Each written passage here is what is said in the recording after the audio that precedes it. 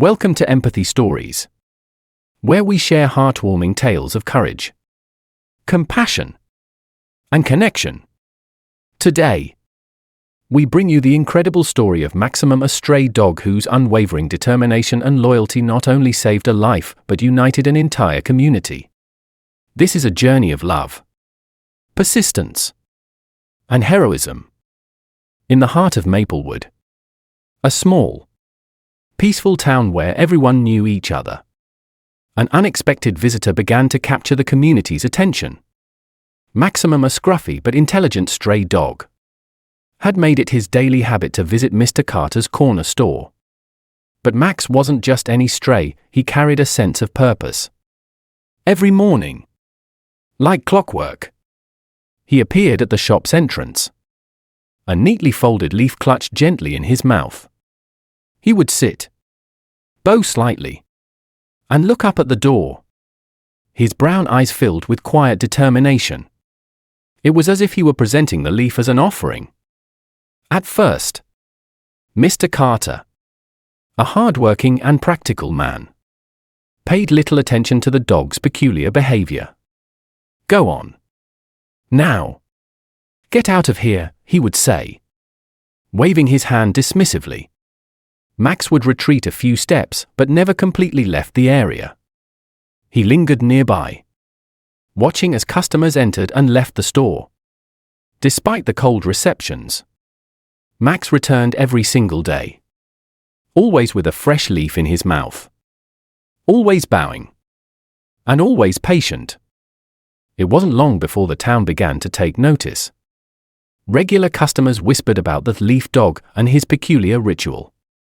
Children would stop on their way to school to watch Maximum pointing and giggling at the sight of a dog with a leaf. "It's like he's trying to pay for something," one boy remarked to his mother. "Do you think he knows how to shop?" The boy's innocent comment was met with laughter. But the sentiment stayed with Mr. Carter. Was the dog really trying to communicate something? One day, as Mr. Carter was sweeping the floor near the entrance, a regular customer entered with a knowing smile. "You know that dog out there?" the man asked, pointing toward Maximum, who was sitting in his usual spot with the ever-present leaf. "I've seen him do this at other shops, too.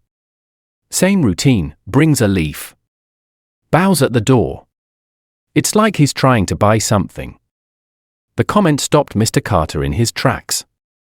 "At other shops," he repeated, frowning. The man nodded. "Yep. Saw him down by the bakery last week. Same thing, leaf in his mouth. Sitting by the door. Poor guy must be hungry." That night, as Mr. Carter closed up the store, he found himself unable to stop thinking about Maximum. The dog's persistence wasn't just a quirky habit, it was a deliberate act. Max was clearly trying to communicate. But why? Mr. Carter felt a pang of guilt. For days, he had dismissed the dog, not giving a second thought to what might drive such unusual behavior. "Maybe he's just trying to survive," he muttered to himself as he locked the door. "I've been so busy, I didn't even stop to notice." The next morning, Mr. Carter made a decision. Before opening the shop, he set out a bowl of food just inside the door. When Max arrived, carrying his signature leaf, Mr. Carter stepped outside. "Come on, boy," he said softly, crouching down and sliding the bowl toward him. "You've earned this." Max hesitated, his tail wagging cautiously. He sniffed the bowl, glanced up at Mr. Carter as if assessing whether it was safe, and then began to eat. Customers standing nearby watched the scene unfold, their curiosity giving way to warm smiles. "Well, would you look at that?" one woman said. "You've made yourself a friend, Mr. Carter." Over the following days, a new routine began to take shape.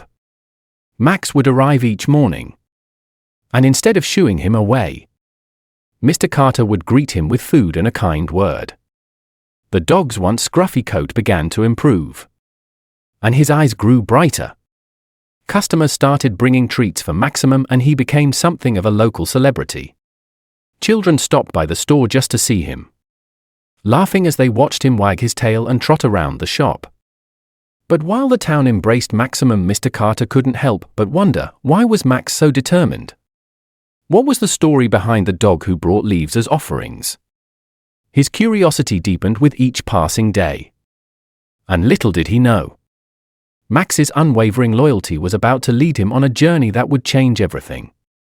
After hearing about Max's unusual daily rituals, Mr. Carter couldn't shake the thought of the stray dog who brought a folded leaf and bowed in front of his shop. While the small town of Maplewood buzzed with curiosity over Max's behavior, Mr. Carter's guilt grew.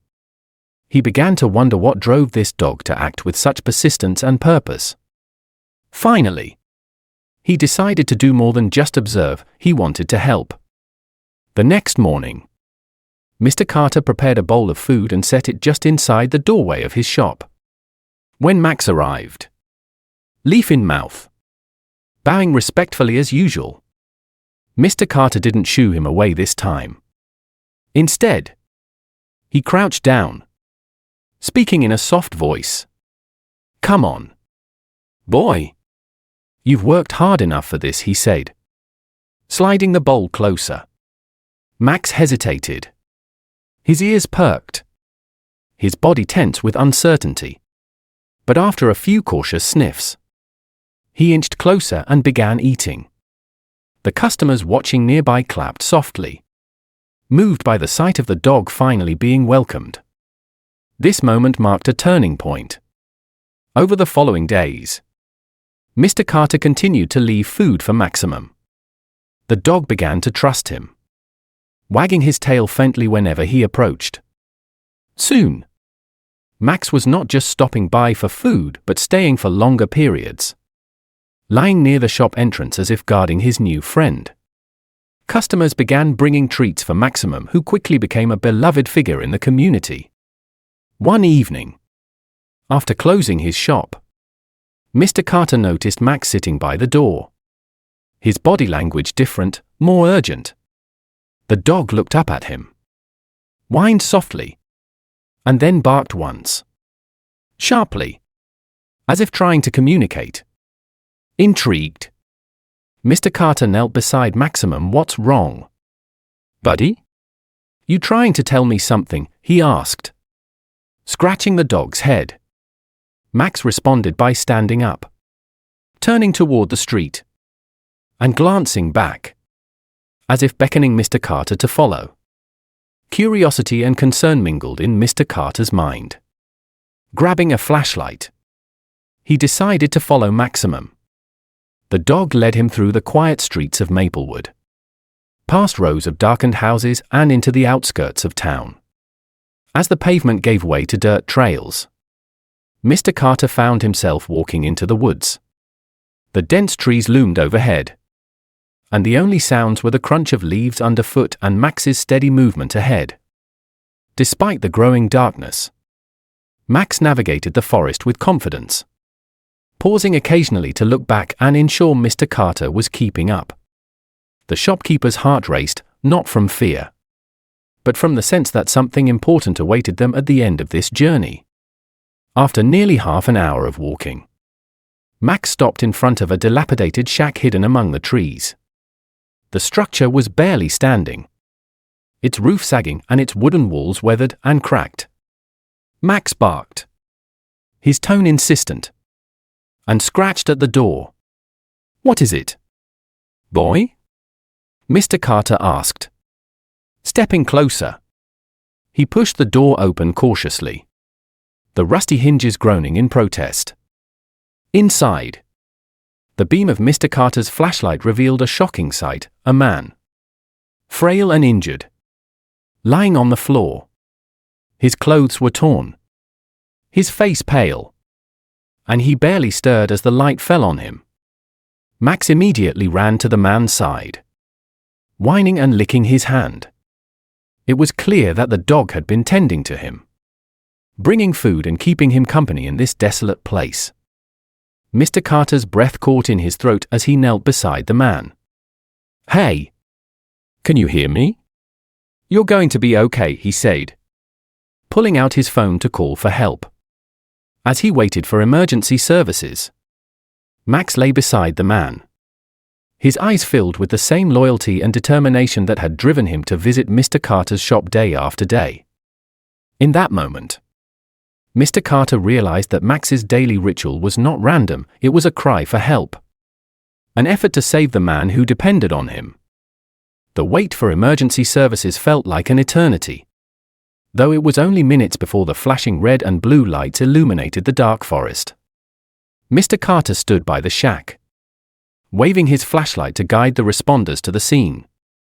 Max stayed by the injured man's side, his head resting gently on the man's chest, as if reassuring him that help had finally arrived. The paramedics moved swiftly, assessing the man's condition and carefully placing him on a stretcher. He was conscious but weak, his voice barely a whisper as he murmured thanks to the dog beside him. "He saved me," the man said, his eyes glistening with gratitude. "He never left." Max whined softly, his eyes never leaving the man as the paramedics worked. One of them turned to Mr. Carter and said, "It's a miracle he lasted this long out here. The dog must have been bringing him food and keeping him warm at night. If you hadn't followed him, he wouldn't have made it."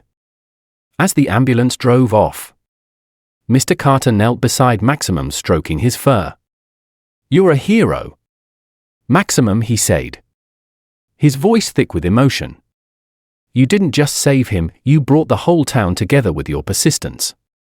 Max wagged his tail slightly, as if he understood. In the days that followed, the story of Max's bravery spread throughout Maplewood. The injured man, whose name was Tom, turned out to be a local hiker who had gotten lost and fallen, injuring his leg badly. Unable to move, he had taken refuge in the shack, hoping someone would find him. Maximum, who had been wandering the area, became his lifeline, bringing him scraps of food from town and staying by his side through cold, lonely nights. Tom recovered in the hospital, and when he was well enough, he insisted on meeting the dog who had saved his life. The reunion at Mr. Carter's shop was nothing short of heartwarming. As soon as Max saw Tom, he barked joyfully and bounded over to him, tail wagging furiously. Tom knelt down, wrapping his arms around Maximum. "I owe you everything, buddy," he said, tears streaming down his face. "You're the reason I'm still here." The townspeople, who had been captivated by Max's story, began bringing him treats and toys. Children stopped by Mr. Carter's shop just to see the town's newest hero. Maximum, who had once been a stray, was now a beloved part of the community. Mr. Carter, who had grown deeply attached to Maximum, decided to adopt him.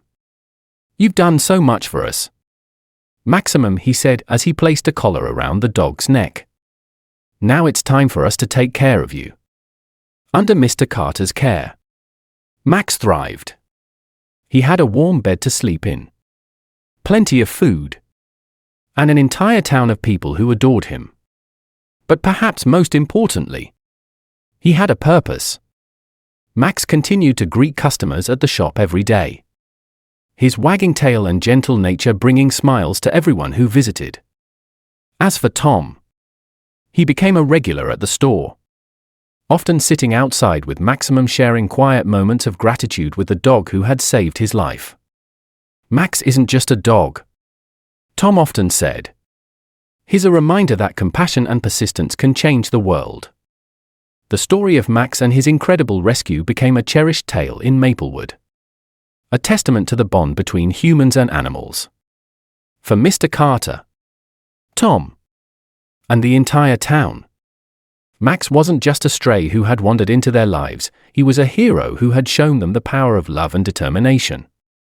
And for Maximum, the stray who once carried a humble leaf to the store each day, Life was now filled with the warmth and kindness he had always deserved. Thank you for joining us on this emotional journey of Maximum the stray dog who became a hero. His story reminds us of the profound bond between humans and animals and the life-changing impact of kindness and determination. If this story touched your heart, please like, share, and subscribe to our channel for more inspiring tales. Together, let's celebrate the power of empathy and compassion. See you next time on Empathy Stories.